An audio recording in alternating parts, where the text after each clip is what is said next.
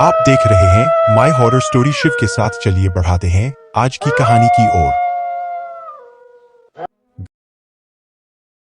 कहानी में आगे बढ़ने से पहले चैनल को सब्सक्राइब कर लेना और लाइक कर देना। एक लाइक से बहुत मोटिवेशन मिलता है। वैसे मैं भूत प्रेतों में विश्वास नहीं करता हूँ, लेकिन उस दिन जो मेरे साथ हुआ उसको देखकर मुझे इस किस्से को आपके समक्ष रखना चाहता हूँ। एक रात वहां पर हम परिवार के 5 सदस्य, मैं, मेरी दादी, चाचा, चाची और मेरा चचेरा भाई थे। और मैं सोफे पे सो रहा था और दादी से बातें कर रहा था, और चाचा, चाची और मेरा चचेरा भाई ऊपरी माले पर बने रूम में सो रहे थे।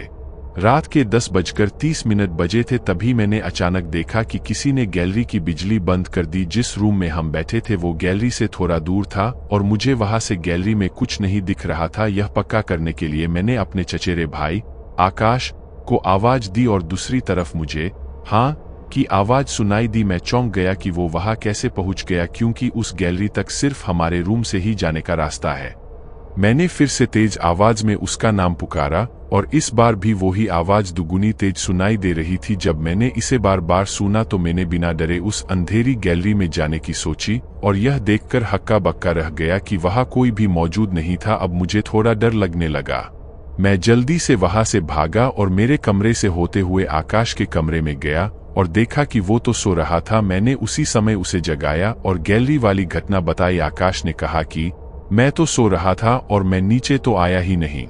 मैं यह सब सुनकर डर गया कि यह सब कैसे हो गया, क्योंकि कोई चोर भी हमारे कमरे में घुसे बिना उस गैलरी तक नहीं पहुंच सकता। मैंने सोचा ये सब मेरे साथ ही हुआ, लेकिन अगले दिन चाचा ने बताया कि उन्हें भी कभी आवाजें सुनाई देती है, लेकिन वो ध्यान नहीं देते हैं।